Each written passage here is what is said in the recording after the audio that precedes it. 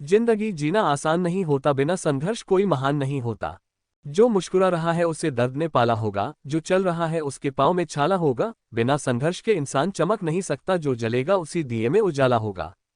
संघर्ष क्यों बचे संघर्ष से? संघर्ष ही तो जीवन की आत्मा है। जितना कठिन संघर्ष होगा उतनी ही शानदार जीत होगी। एक बार एक किसान भगवान से बहुत ही नाराज हो गया। किसान बहुत मेहनती था, बहुत मेहनत से वह खेतों में अनाज उगाता, उसकी देखभाल करता, पर अक्सर उसकी फसल खराब हो जाती। कभी सूखा पड़ जाता, कभी बाढ़ आ जाती, कभी तेज धूप, कभी आंधी, कोई न कोई कारण बन ही जाता कि उसकी फसल खराब हो जाती।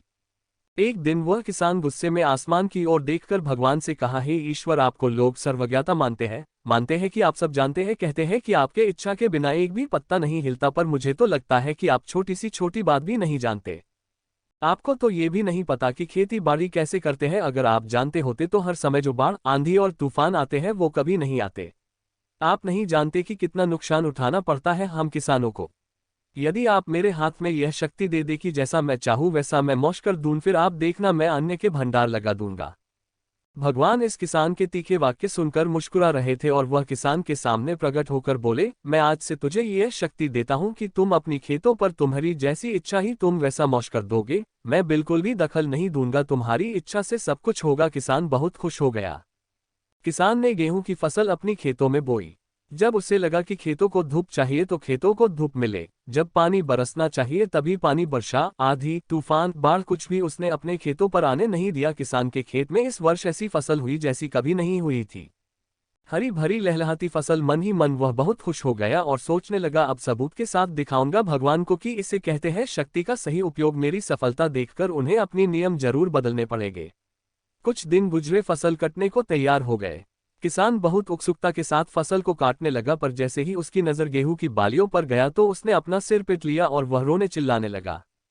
गेहूं की एक भी बाली के अंदर गेहूं का दाना नहीं था, सारी बालियां अंदर से खाली थी। किसान बहुत दुखी हो गया। उसने भगवान को रोते हुए फिर पुकारा, हे प्रभु, तुमने ये मेरे साथ क्या किया? क्या तुमने मुझे कोई सजा दी? भगवान बोले, पुत्र, ये तो होना ही था। तुमने पौधों को संघर्ष करने का मौका ही कहाँ दिया? ना तो तुमने उन्हें आंधियों से जूझने दिया, ना तेज बारिश से सहने दिया और ना ही धूप में तपने दिया। एक भी चुनौती का सामना तुमने उन्हें नहीं करने दिया, इसीलिए सारे पौधे अंदर से खोखले रह गए। जब आंधी, तूफान, तेज बारिश और धूप पड़ती है तभी ये पौधा अपने अस्तित्व को बचाने के लिए संघर्ष करते हैं, और इसी संघर्ष से एक बल पैदा होता है जिसमें शक्ति होती है, ऊर्जा होती है। और यही ऊर्जा पूर्ति तेरे गेहूं के दानों की तरह जो नहीं फूटी। तूने उन्हें कठिन परिस्थितियों से गुजरने ही नहीं दिया जहां उनके अस्तित्व का जन्म होता। सारे बालियां इसीलिए खाली है, इसमें एक भी गेहूं का दाना इसलिए नहीं है क्योंकि तुमने अपने पौधों को संघर्ष कराया ही नहीं। याद रखिए, स्वर्ण में सवर्णीय आभा तभी आती है जब वह आग में तपने, गलने और हथौड़े से पीटने जैसे संघर्षों से गुजरता है। कोयले का टुकड़ा हीरा तभी बनता है जब वह उच्च दाब और उच्च ताप की मुश्किल परिस्थितियों से गुजरता है। इसी तरह यदि हमारी जिंदगी में कोई संघर्ष ही ना हो, कोई चुनौती ही ना हो, तो हम भी गेहूं की बालियों की तरह खोखले रह जाएंगे, कोई अस्तित्व नहीं होगा हमारा। विपरीत परिस्थितियां, चुनौतियां, समस्याएं हमें और अधिक निखारती है। यदि जीवन में कठिन परिस्थितियां और चुनौतियां आए तो घबराना मत, बल्कि सामना करना। विश्वास करना कि आप और अधिक निखर जाओगे और अधिक मजबूत बन जाओगे। किसी ने कितना सही कहा है, जिंदगी जीना आसान नहीं होता, बिना संघर्ष कोई महान नहीं होता। जब तक न पड़े हथौड़े की चोट तब तक पत्थर भी भगवान नहीं होता। जय हिंद, जय भारत। अगर आपको कहानी अच्छी लगी तो लाइक एंड शेयर करिए और हमें कमेंट्स बॉक्स में अपनी राय बताएं।